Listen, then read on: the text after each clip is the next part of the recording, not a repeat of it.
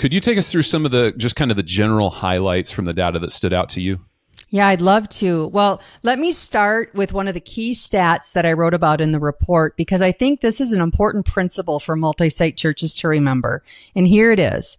Churches that have launched new locations and have sustained the health of those locations long term launched with an average of 483 people in attendance, compared to churches whose campuses have experienced decline or have closed. Those churches, the ones experiencing decline or have closed, launched with an average of 142 people in attendance. So basically 500 versus 150. And here's why I mentioned that in this quarter's report. Of the churches surveyed, 41% said they're considering launching a new campus in the next 12 months. And if you do the math, John, that's 40 new locations in these churches this next year. And now I think a lot of this launching new locations soon has been driven by this double-digit percentage growth, as well as, the high cost of adding on to an existing facility. But we can't overlook that these churches are typically very outwardly focused, and they're working to find ways to reach people they haven't been able to reach yet. But the risk for those churches is that they might launch too fast. And again, likely because they're trying to keep up with growth. But if they move too quickly, they could end up launching too small. And here's what I've seen when churches launch too small. First, they have this proclivity to become insider focused. And what I mean by that is, obviously launching a multi-site church is exciting because we're bringing a church to a community where a lot of our people are and we want them to invite. But if that core is too small and they don't invite, they actually just got a small version of the church they love and they don't want it to change. I've worked with a couple of those churches in the past couple of years. They have continued with their multi-site strategy, but they've actually closed those small locations. Second, if the launch team is too small, then they really don't have enough staff and volunteers to execute their ministry strategies. So now the church doesn't feel like their church. And then third, and this is a big one and it's related, but they aren't able to replicate the culture and the feel of that sending location, meaning it doesn't feel like their church because it's on a different scale. And maybe, it doesn't feel the same. So that's the recipe for becoming multi-stuck. So I start there just as a caution that while we're seeing great growth and momentum in these churches, now's the time to plan to launch the right way so that your next location actually pours gas on the momentum you're experiencing instead of water. All right. I want to shift gears a bit and talk about what we're seeing in leadership and staffing trends in multi-site churches. We get a lot of questions around these types of things specifically.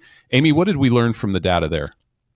Well, I remember our founder, Tony Morgan, saying that if he could look at just one data point and predict the health of the church, it would be the ratio of volunteer leaders to average attendance in the church. And the reason being, we've seen in our data over the years that the churches who have the greatest volunteer leader engagement are also the healthiest churches. So the multi-site churches in this quarter survey had an average of one volunteer leader for every 9 people in average attendance. And before you ask, a leader is an adult or student in a serving role that's responsible for a team or a group of other people. So think about your volunteer team leaders or small group leaders. Now, I said that was, what did I say, Sean? It was one leader for every 9 people. 1 to 9, yeah. So compare that 1 to 9 ratio to what we saw in last quarter's report, which included primarily single site churches. They had an average of 1 leader for every 17 people in attendance. In fact, the gap of leadership development between multi-site and single-site churches has widened over the last 12 months.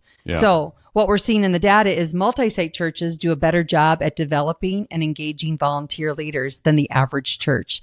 In fact, one church in the survey had 1 volunteer leader for every 4 people in average attendance. Wow. And that church has grown by 33% in the last year. Yeah, that's good.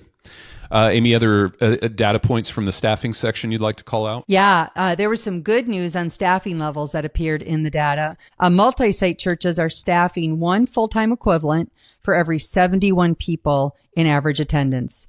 If we were to compare that, in our last report, we found out that the average church was staffing 1 full-time equivalent for every 60 people in attendance. And at the Unstuck Group, of course, we say it all the time, we recommend 1 for every 75 people in attendance. So bottom line, we're seeing multi-site churches staffing at a healthier level than the average church.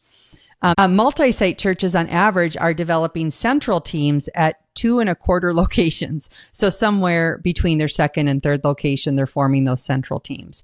But about 30% of churches are forming central teams when they have 3 or more locations. And here's what I want churches to remember. My friend Paul Alexander from Sun Valley Church in the Phoenix area, his coaching line to young multi-site churches are act your age.